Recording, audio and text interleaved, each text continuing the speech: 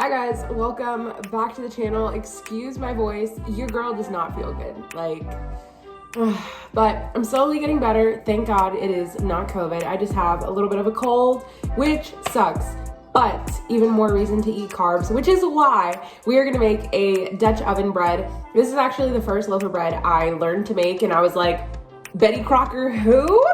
What?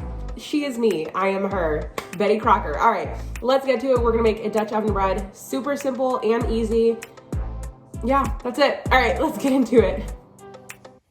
Starting out, we have baby Roman next to us. So if you hear sounds, it's baby Roman. We're gonna start off with 2 cups of water. I'm gonna add 1 packet of yeast. If you guys don't have packets and you guys have a little container, it's 2 1/4 teaspoon that equal a packet. Then the yeast, of course, needs sugar to feed off of. So I'm gonna do a teaspoon of some sugar. If you don't have that, you could do honey. We're gonna give it a little bit of a mix until it's nice and incorporated. Looks like milky water. That should be good. Now we're gonna let that sit for 5 minutes. While that's working on the side, we can start on our flour mix. Typically, I always start with my mixer just to show you guys because it makes it easier for myself. But I know some of you guys still are hesitant on, can I really do it without a mixer? Yes, you absolutely can. That is how I did. That's how I've done all of my recipes. So, as always, for our flour, you want to scoop, but not pack it in. So you're gonna scoop, shake, that's a cup. Pour that in, and we're gonna do 4 cups.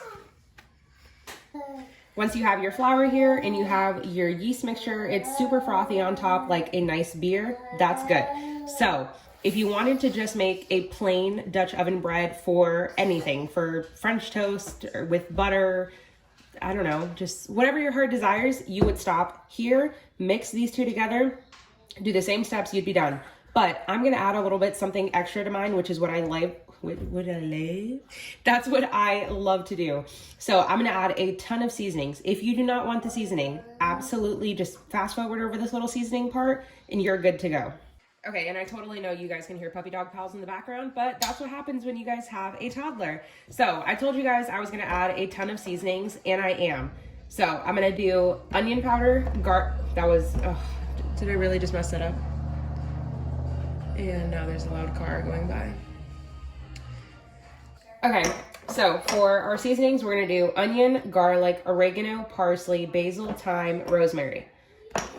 All of these right here, that's just Italian seasoning. So if you guys have your own Italian seasoning or you guys have one from the store, just do a heaping tablespoon and then you can forget about all of these because that's what's in Italian seasoning. Then we're gonna add in some salt, some black pepper, and some onion and garlic. Remember, if you just wanted this to be plain, you can just leave it like this without the seasonings and you're good to go. We're gonna do a teaspoon of each of them.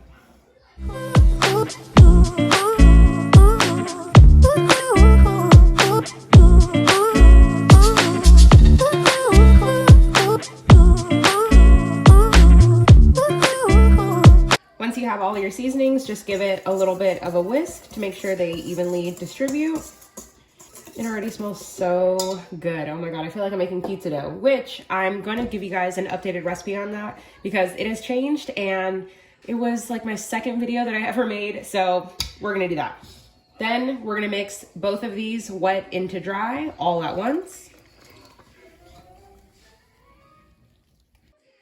Then as always, I tell you guys, silicone scraper, your best friend in the kitchen. We're just gonna start just mixing it all together. I like to just start in the middle, trying not to get like flour everywhere. Now, of course, if you had a mixer, so much easier, it'd be done in like 35 seconds, but by hand, it's just gonna take us like a minute or 2. We're just gonna keep going. You're gonna get, of course, some big clumps and some small ones.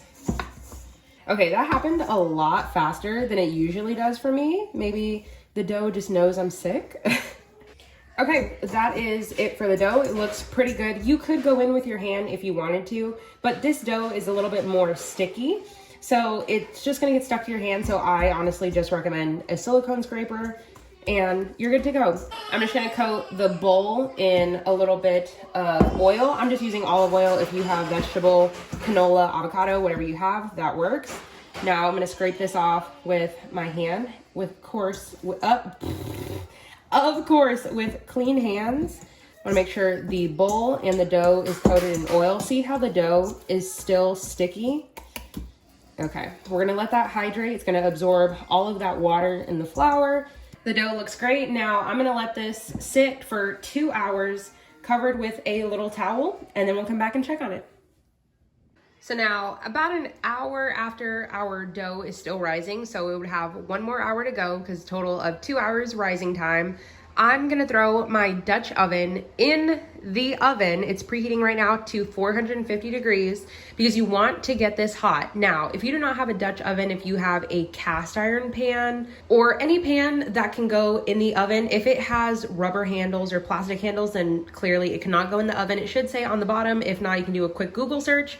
That's why when you guys be capping on my Dutch oven, as for why it looks so ugly, for one, probably white pots are just not a good thing for somebody who cooks every day, but mine goes in the oven at 400, sometimes 550, goes on the grill. So this is why it's not the cutest, but it works. And for $50, I mean, you can't beat it. So we're gonna let this preheat in the oven for 45 minutes at 450 with nothing in it, no water, no oil, no nothing, with the lid on, 45 minutes, and then we'll come back.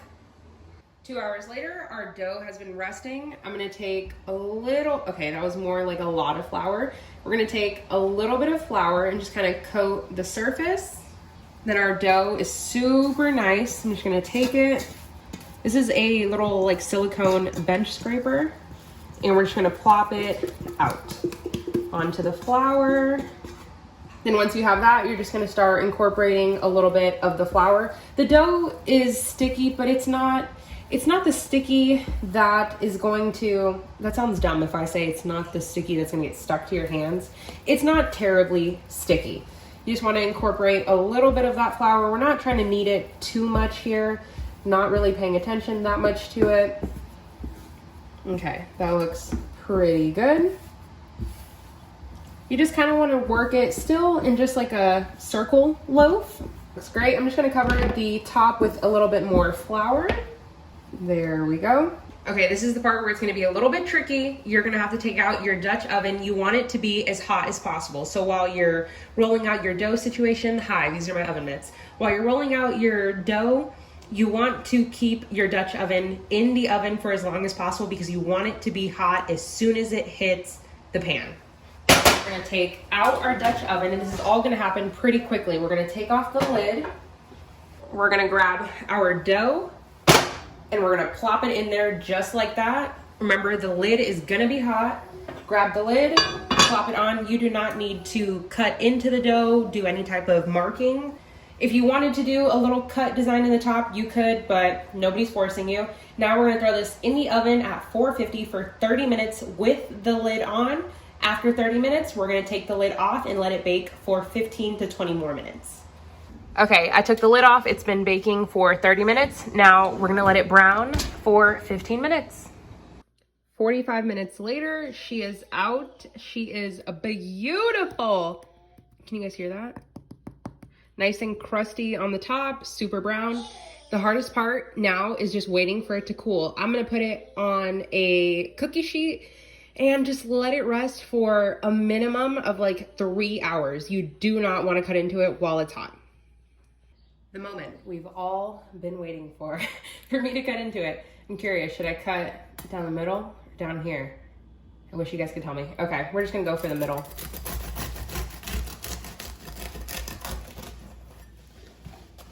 My knife is not long enough. Cut down the crusty bottom. You ready? Boom.